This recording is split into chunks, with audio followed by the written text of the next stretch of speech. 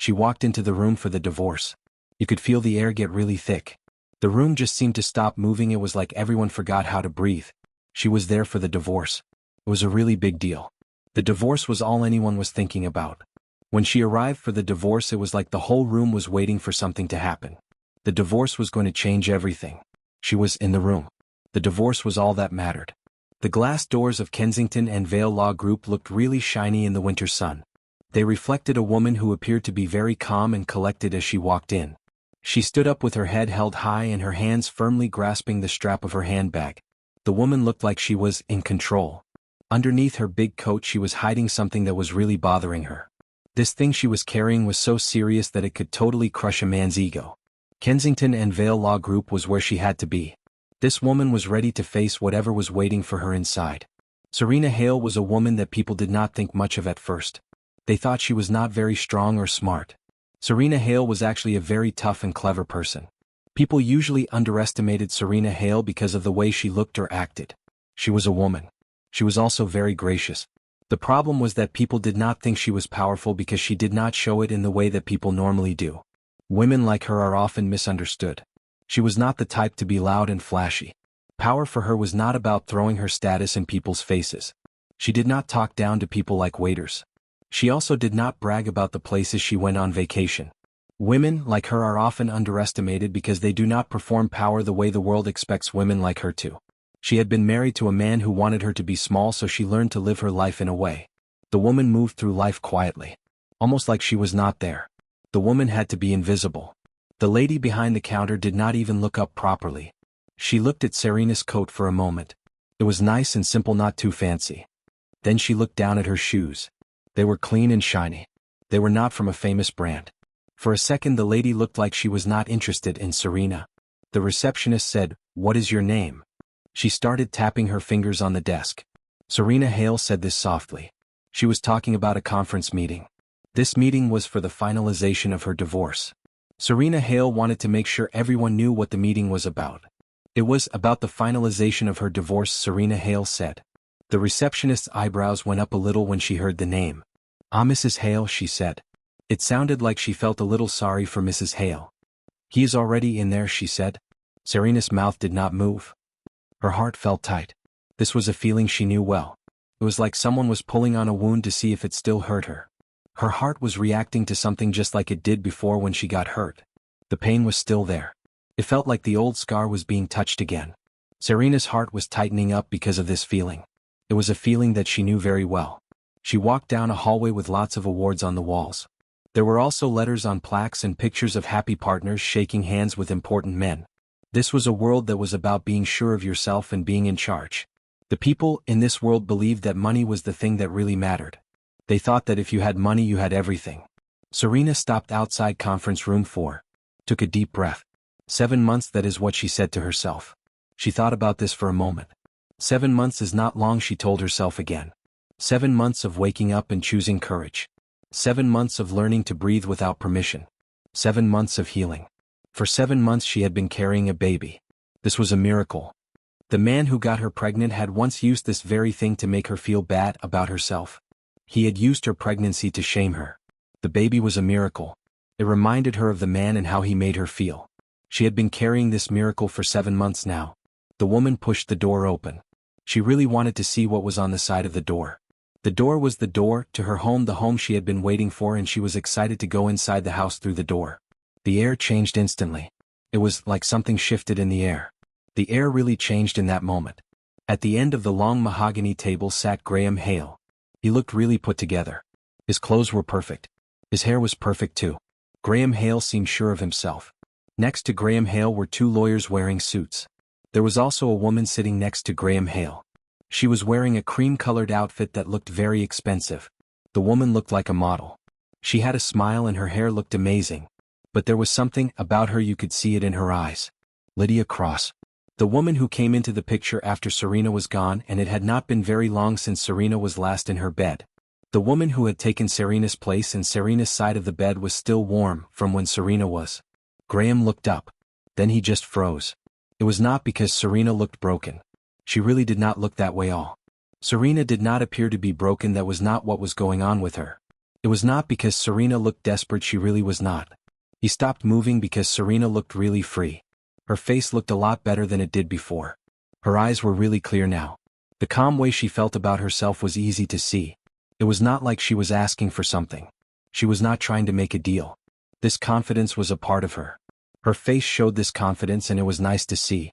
For a second Graham's mouth moved like he was going to say something in charge the way he always did. He was going to say one of those sentences that made everyone in the room think he was right and she was too emotional. Graham was really good at saying things that made people believe him. Graham usually got what he wanted when he talked like that. Then Lydia leaned in a little like she owned the place and said in a sweet voice, "Well, look who decided to show up." Lydia was talking in a voice, but it seemed like she was saying something more. Lydia said, "Well, look who decided to show up." That was it. Serena walked to her seat.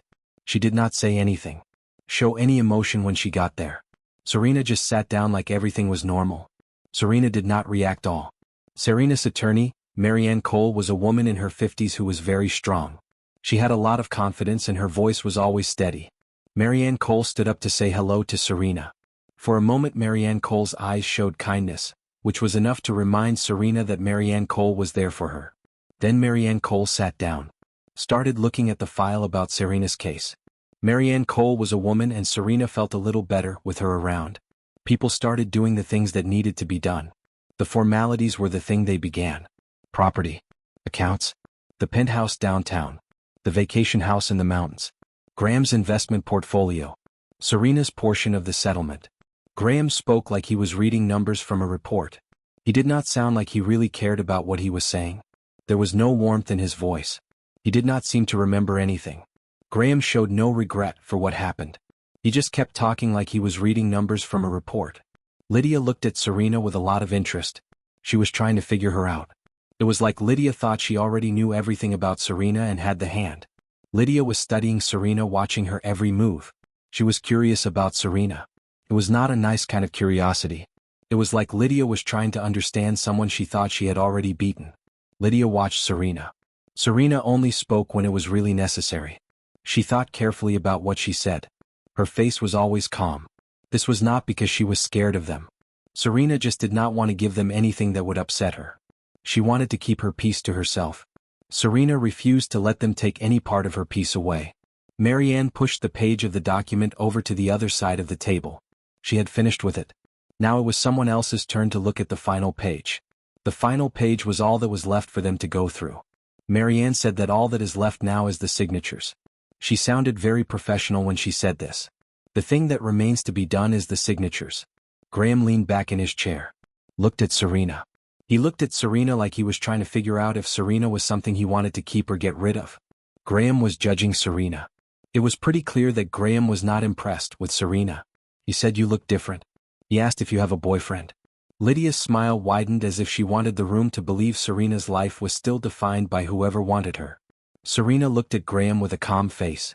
She said, "That is not something you need to worry about anymore." Graham's jaw got really tight. Then Serena leaned forward to take the pen. Her coat moved a little when she did that.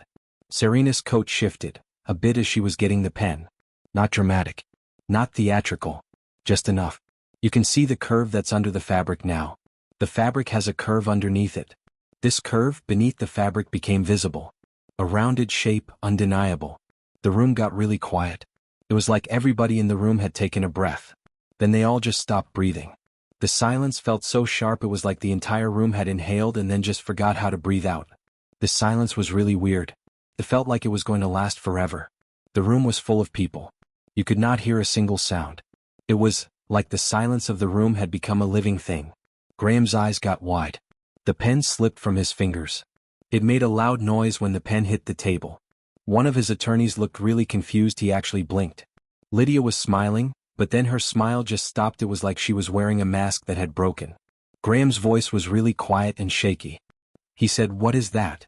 Serena stood up straight. She did not. She did not shake. She slowly opened her coat. Then she let the truth stand right there in the light. The truth about the woman was now out, in the open for everyone to see. The woman let the truth stand in the light. Her belly was unmistakable. 7 months pregnant. Lydia's mouth opened a little. She said, "No."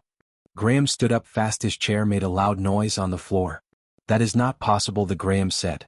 You could not have done that, the Graham told them. His voice got louder, it was sharp. The Graham was really scared. We tried to do this for years, the Graham said. Serena's eyes did not flinch.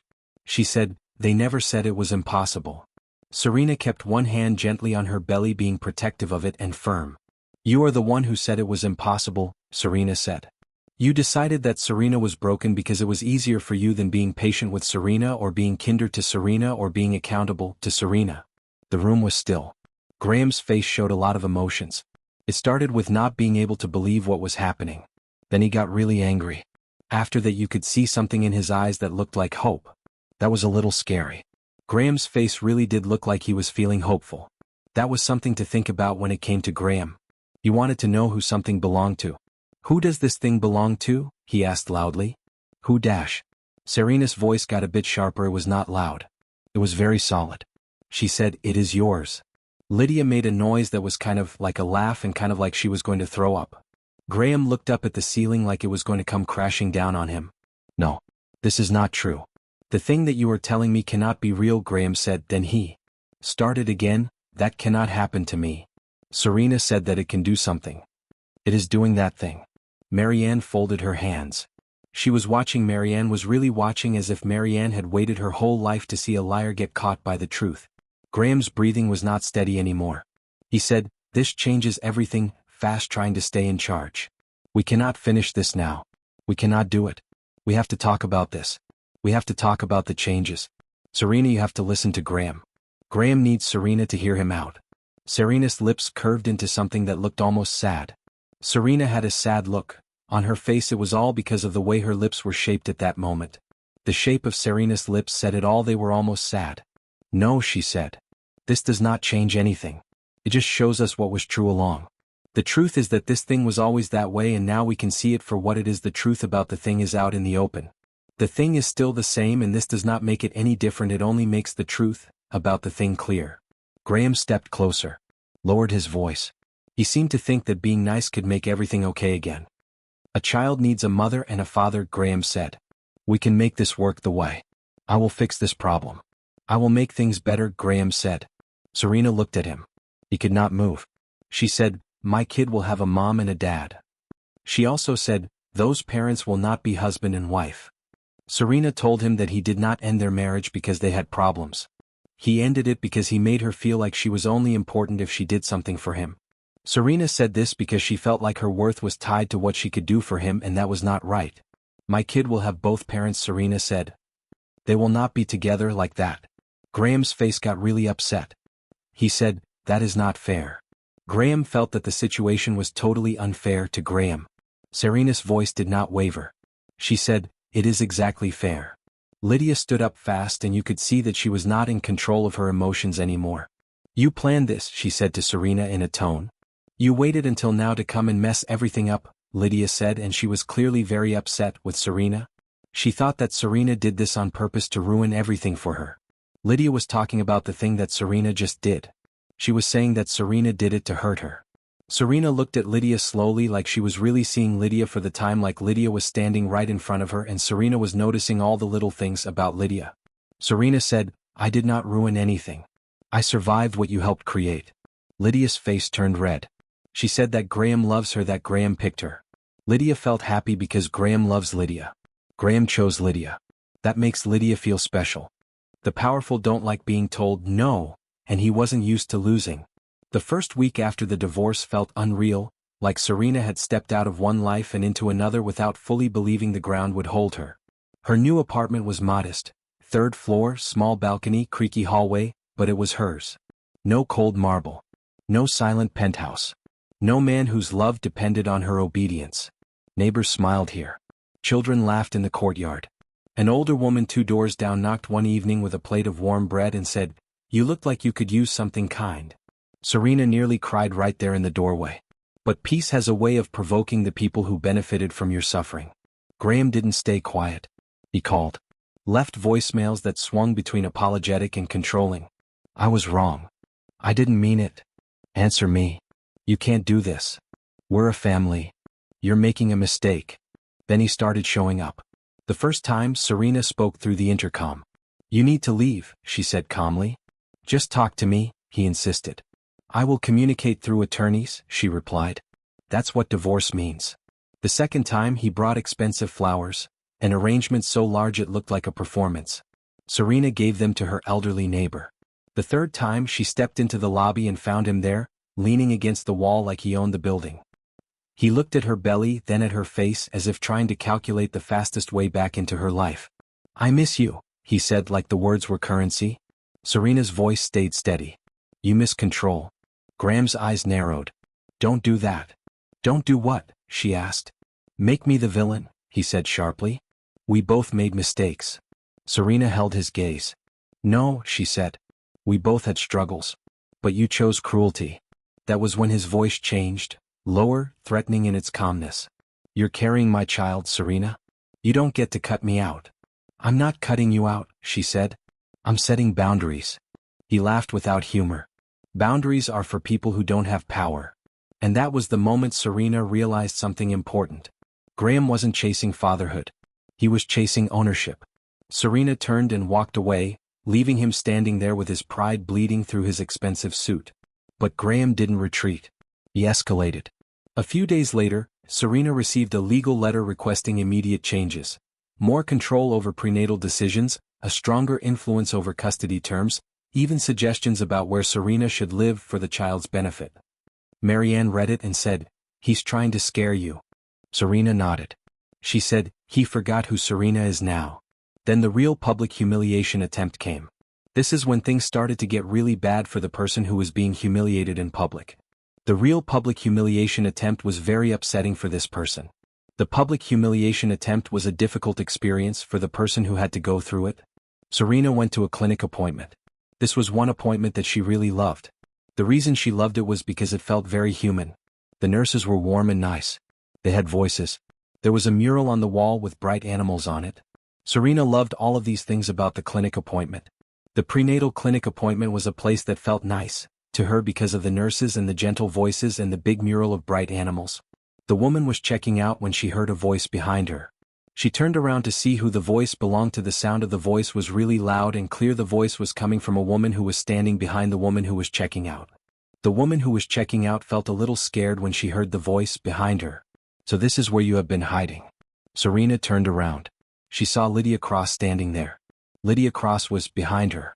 Serena was looking at Lydia Cross now. Lydia looked like $1,000,000. Her hair was perfect, her makeup was great. She had a really expensive handbag, probably more expensive than what Serena pays for rent. Lydia's eyes looked really worried, like she was playing a game and starting to lose, even though she thought she had already won the game that Lydia was playing. Lydia said that the person is very bold. It was not a nice smile. The person had a bump on them and Lydia thought it was weird that they showed up like that. Lydia said this because the bump was very noticeable. The person had the bump. They still decided to show up with it. Serena spoke in a voice. She said to Lydia, What do you want, Lydia? Lydia stepped closer to him. She talked very quietly. She wanted what she said to feel more personal. I want you to stop doing this, Lydia said. Stop acting like you're some kind of hero who has suffered a lot. Stop trying to get Graham to come back to you with your surprise, Lydia said, talking about the surprise that was meant for Graham. Serena's stomach got all tight. This kid is not a plan, she said in a voice. This child is a life. Lydia laughed at that. Oh, come on. You want people to feel sorry for you. You want him to feel bad about what he did. Let me tell you something. He picked me. The wedding is going to happen. You are not going to mess that up for Lydia and him. Lydia is really happy about the marriage. The wedding is what Lydia wants. Serena took a breath and then she said slowly, You are talking about the marriage that he got into while he was still married to Serena. Lydia's smile did not look so happy anymore. Lydia's smile was not as bright as it was before. Serena did not raise her voice. She did not insult Lydia. The thing is, Serena did not need to do any of those things to make her point about Lydia. Serena just stayed calm. That was enough when it came to dealing with Lydia. The woman said what really happened. She just said what was true. The truth is what she told. The truth is like a mirror and people who are mean really do not like it. They do not want to see what the truth shows them about themselves. The truth is a mirror that shows us who we really are, and people who are hate looking in that mirror. Lydia's face got really tough. Be careful, she said in a tone. You have no idea what the situations that you are dealing with. Serena's eyes did not move. She said, I had to deal with that for a long time. Serena said, I just do not let it bother me like I used to. I am done with it. Lydia looked down at Serena's belly. If you think that having this baby makes you special. Serena cut in, her voice was firm. She was not yelling. This baby is going to make me a mother, Serena said. That is all that matters to me, being a mother to this baby. For a moment Lydia's face showed a lot of emotions. She was jealous, she was scared, she was really humiliated. Then Lydia leaned in close to Serena. Whispered something to her. What Lydia said made Serena feel really bad. It was like her blood had turned cold. He told me that I would not be able to have kids. He said that something was wrong with me, that I was not like people, that I was defective. He actually said that I was defective. Serena felt a pain, but she did not give up. She looked directly at Lydia. Said some words that completely changed the way things were between Serena and Lydia. You actually believed what he said. He told you something. You thought it was true. You believed him. Lydia blinked. Serena took a step back to protect her space. That is the difference between us, Serena said. I stopped believing the things he said were true. I stopped believing his version of reality. Lydia lost her calm again. He is going to fight you, she said quickly. Lydia thinks he is going to take that baby from you. Serena's voice stayed calm. She said, he can try. Then this nurse, who was sitting at the desk looking worried, got up and said, Ma'am, you have to go. You need to leave the hospital now. The nurse said this to the woman, and the nurse meant it. The woman had to leave the hospital. Lydia's eyes flashed. She said, Do you know who Lydia is? The nurse did not blink. I know what harassment looks like. Sometimes instant karma does not come with a noise.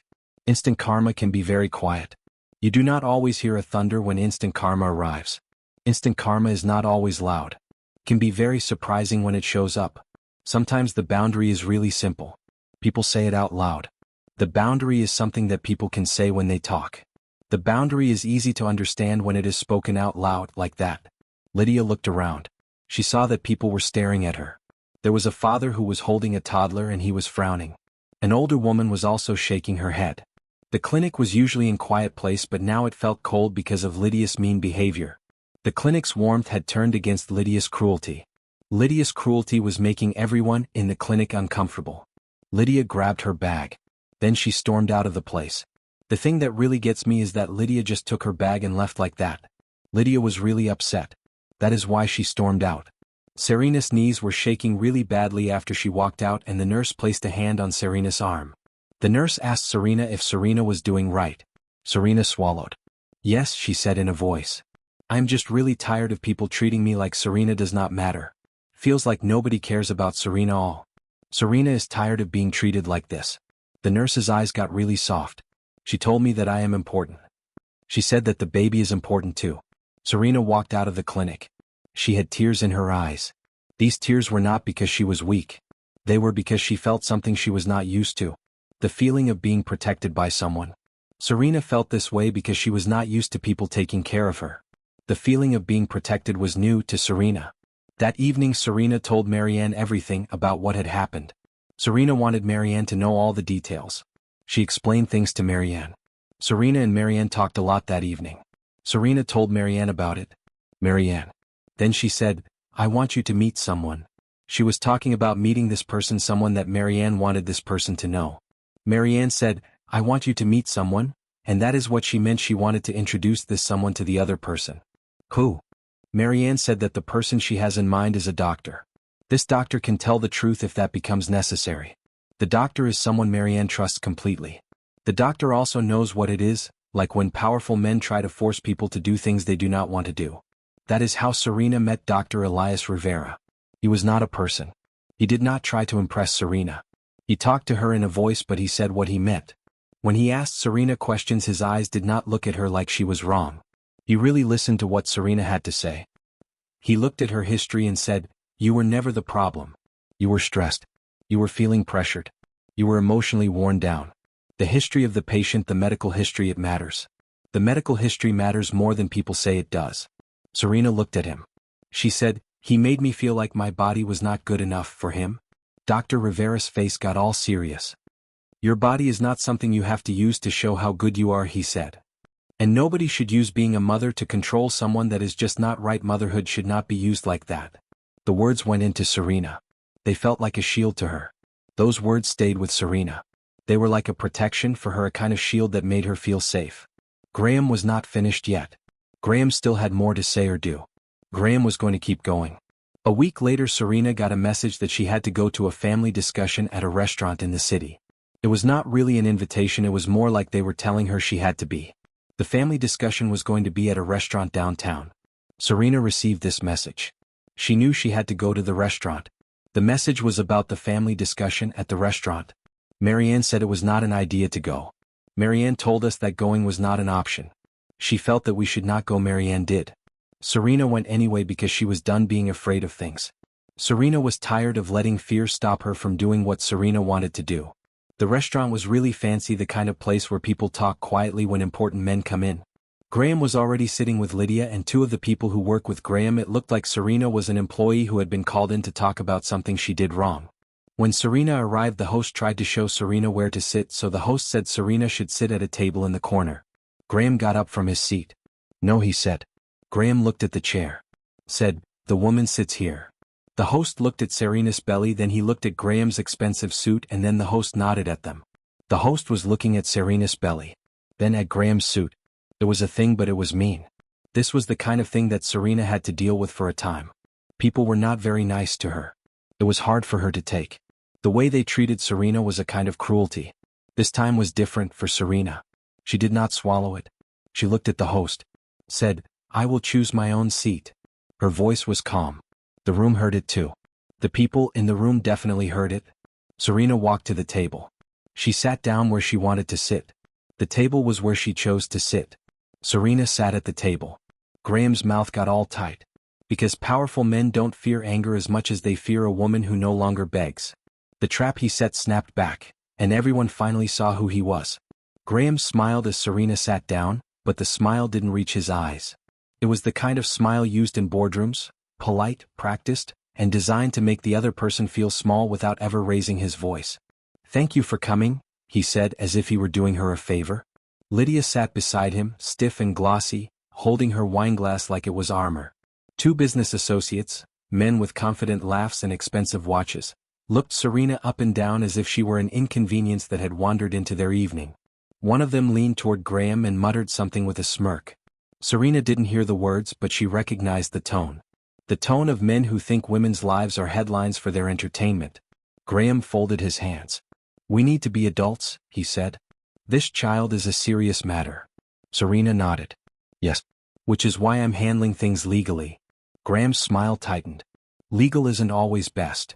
"That's funny," Serena said calmly. "Because you're the one who insisted everything be legal when you wanted to replace me." Lydia's eyes flashed. Graham leaned forward. "Serena, I'm offering you a solution. I'll provide a home, security, the best schools. You can live in one of my properties. We can present a united front. People will respect that." Serena looked at him. "People will respect your image," she corrected. "Not me." Graham's associates shifted, amused. Lydia's lips pressed into a line. Graham lowered his voice. "You're not thinking clearly. Pregnancy makes women emotional." That sentence, so small, so casual, was the kind of disrespect that had once controlled Serena's entire life. But Serena didn't flinch. She smiled faintly and said, "I'm thinking clearer than I ever did while married to you." One associate chuckled. "Come on," he said, waving a hand. "No need for drama. Graham's trying to do the right thing." Serena turned her head slightly. "Is the right thing what you call it when a man cheats, blames his wife's body, then demands control when he realizes he's losing something he wants?" The chuckle died. Graham's face cooled. "Watch your tone." Serena's eyes stayed steady. "Or what?" A silence hit the table. Graham's power had always worked because Serena used to fear his anger. Now she didn't. Graham sat back and Lydia stepped in with her sweet voice that sounded like sugar over glass. "Serena," she said, "you're being unreasonable. Graham is offering you stability. Not everyone gets that." Serena glanced at Lydia. "You mean the stability you stole from someone else?" Lydia's smile broke. "Excuse me?" Serena kept her voice calm. "I'm not here to fight you," she said. "I'm here to protect my child and my peace. And I'm not interested in a man who only respects women when they're useful." Graham's jaw flexed. Then he did what powerful men often do when they can't control the narrative privately. He tried to control it publicly. He signaled to the waiter. A moment later, a suited manager appeared, overly polite, overly attentive, to Graham. Graham spoke quietly and the manager nodded, then turned to Serena with a professional smile. "Ma'am," the manager said, "there's been a concern about disruption. If you could keep your voice down?" Serena stared. Her voice had never been raised. But the manager had been trained to respond to money, not truth. The associate smirked again, satisfied. Serena took a slow breath and said gently, "My voice is already down." The manager's smile stiffened. "We just want to ensure a comfortable environment for our guests." Serena looked around the restaurant. People were watching. Not because Serena was loud. Because the energy at the table felt wrong. Serena turned back to the manager and asked, "Does your comfortable environment include allowing a pregnant woman to be pressured and spoken to like she's a problem?" The manager hesitated. Because now the question wasn't about disruption. It was about ethics, and ethics make people nervous when the room is watching. Graham's smile faltered. Serena stood carefully, one hand on the table for balance. She looked at Graham with calm clarity. "I understand what this is," she said. "You want me close enough to control. You want me quiet enough to protect your reputation. You want me grateful enough to accept disrespect." Graham's voice sharpened. "I want my child." Serena nodded. "Then act like a father," she said. "Not an owner." Lydia stood too furious now. "You're humiliating us." Serena's eyes softened, not with pity but with truth. "No," she said. "You humiliated yourself when you built your relationship on cruelty." Graham took a step forward, but Marianne's words echoed in Serena's mind. "If he escalates, we document everything." Serena pulled her phone out, not threatening, not dramatic, and said, "This conversation ends now. Anything else goes through attorneys." Graham froze, realizing the balance had shifted. Because when a woman stops being afraid, powerful men start being careful. Serena turned to leave. And then the instant karma arrived in the most unexpected way. A woman at the next table stood up, older, elegant, composed, and addressed Serena gently. "Excuse me," she said. "I couldn't help overhearing. I just want to say, I'm proud of you." Serena blinked. "Thank you." The woman's gaze turned toward Graham and her voice sharpened slightly. "And I want to say," she added, "I recognize you, Mr. Hale." Graham's face tightened. "Do I know you?" The woman smiled coldly. "You met my daughter once," she said. "At an interview." Graham's associate shifted uncomfortably. The woman continued, voice calm. "She came home crying that day because you told her she was too emotional for leadership. She later found out you hired a less qualified man with better connections." Graham's eyes flickered. The woman wasn't finished. "I happen to sit on a board that funds scholarships and leadership programs. And I happen to know several investors who care deeply about how executives treat people." Graham's smile tried to return, but it looked weak. "Ma'am, I'm sure there's a misunderstanding." The woman cut him off politely. "No," she said. "There's a pattern." The word pattern hung in the air like a spotlight. Suddenly, the manager who had tried to silence Serena looked embarrassed. People were staring openly now. Not at Serena. At Graham. At Lydia. At the power dynamic they tried to hide behind money. Serena's throat tightened, not from fear but from something like justice. She nodded to the woman. "Thank you," she whispered again. Then Serena walked out. Outside, the cold air hit her cheeks. She got into her car and sat there, hands trembling. Not because she was weak but because standing up for yourself after years of being crushed feels like learning to walk again. That night, Marianne called Serena. "Graham is panicking," Marianne said. "He's worried about reputation. He made some calls. He's trying to bury the restaurant incident." Serena stared at the wall, calm. "Let him try," she said. Because Serena had spent years being told she was nothing without him. Now she was about to show him what happens when a woman refuses to be erased. The final reveal, the broken woman he discarded was the one who would rise highest. 2 weeks later, Serena sat in a bright, quiet room with Dr. Rivera and a counselor recommended by Marianne. Serena didn't go because she was falling apart. She went because she was building herself back up, properly, thoughtfully, with support. Dr. Rivera reviewed Serena's file again, then said something that made Serena's breath catch. "Serena," he said gently, "I want you to understand something clearly. Chronic stress, emotional pressure, and feeling unsafe in your own relationship can impact the body in powerful ways." Serena swallowed. "So, you're saying it wasn't just me?" Dr. Rivera shook his head. "It was never just you. You were carrying far more than infertility. You were carrying shame someone placed on you. Serena's eyes filled. That was when she realized the greatest cruelty Graham ever committed wasn't the cheating. It was convincing Serena that her body was proof she didn't deserve love. And now her body was proving the opposite. Life, strength, resilience. Graham's next move came fast, because men like him hate losing control quietly. He filed for an emergency custody arrangement upon birth, citing Serena's unstable living conditions, her lack of family structure, and her emotional decision-making. Marianne slammed the file onto the table. It's nonsense, she said. But it's designed to intimidate. Serena touched her belly. He wants to punish me, she whispered. Marianne leaned in. Then we don't let him, she said. We win with truth. Court day arrived like a storm. Graham entered the courtroom in a tailored suit with Lydia beside him, her expression carefully sorrowful, like she was trying to look like a victim of Serena's existence. Graham's attorney spoke with the confident tone of a man used to being believed.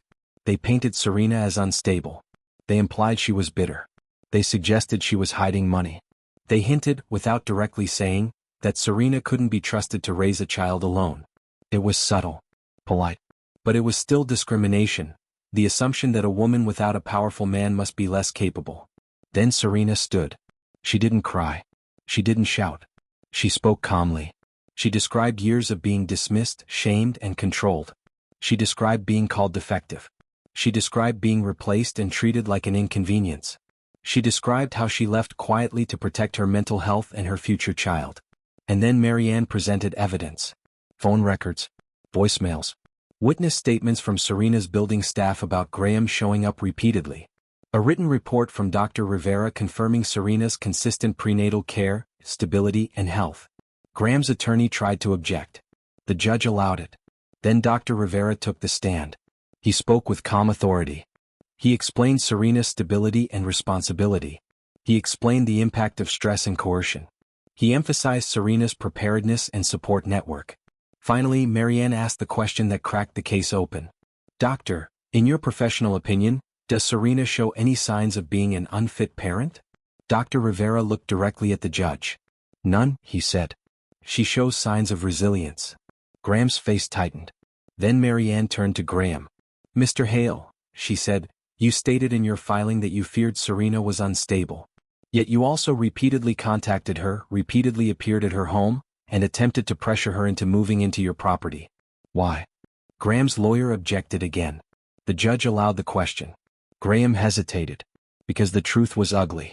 He didn't fear Serena was unstable. He feared Serena was uncontrolled. Graham finally said, I just want what's best for my child. Marianne nodded. Then answer this, she said calmly. Why did you call Serena defective? The courtroom went silent. Lydia's head snapped toward Graham. Graham's mouth opened, then closed. Marianne's tone didn't change. Why did you tell others she couldn't have children, when medical records show the doctor never said that? Graham's face reddened. Then Serena spoke, not to argue, but to reveal. He wanted a child, she said softly. But more than that, he wanted a guarantee that I would stay small. When I couldn't give him that guarantee, he replaced me. The judge's expression was unreadable, but the air in the room had shifted. Because people can excuse mistakes. But they struggle to excuse patterns of cruelty. The ruling came shortly after. Serena was granted primary custody. A structured visitation plan was established. Clear boundaries were set. Communication was ordered through legal channels. Graham didn't lose his child. He lost his ability to use the child as leverage. Outside the courthouse, Lydia confronted Graham, furious and shaking. You told me she was nothing, she hissed. You told me she was broken. Graham snapped, not now. Lydia's voice rose. You humiliated me. Graham's composure cracked. You wanted the life, he snapped back. This is part of it. That moment, caught by a reporter's phone camera from a distance, posted online without context at first, spread quickly. Not because people love drama, but because people recognize truth when it shows itself. A powerful man losing control. A woman refusing to be erased. A perfect relationship exposed as performance. Weeks later, Serena's baby arrived on a quiet morning with soft rain tapping the windows. When the nurse placed the newborn in Serena's arms, Serena cried, not because of pain, but because for the first time in her life, love felt safe. Marianne visited, smiling. You did it, she said. Serena looked down at her baby and whispered, "No. We did it." Months passed. Serena returned to her work, not as a wife in someone's shadow but as herself. She took freelance projects, built a steady income, joined a women's mentorship network, began speaking quietly, then more boldly, about what emotional control looks like behind expensive suits. And the most satisfying karma wasn't that Graham struggled with reputation. It wasn't that Lydia realized the truth too late. It was this. Serena stopped living as proof that she was enough. She started living like she already knew she was. One evening, Serena stood on her small balcony while her baby slept inside. The courtyard below was filled with laughter. A neighbor waved. Serena waved back. She wasn't rich the way Graham was. But she was rich in something far rarer. She placed a hand over her heart and whispered the moral she wished every person in the world could learn before it was too late. Never measure someone's worth by what you can take from them, because the day they stop giving, you'll realize they were the one holding everything together.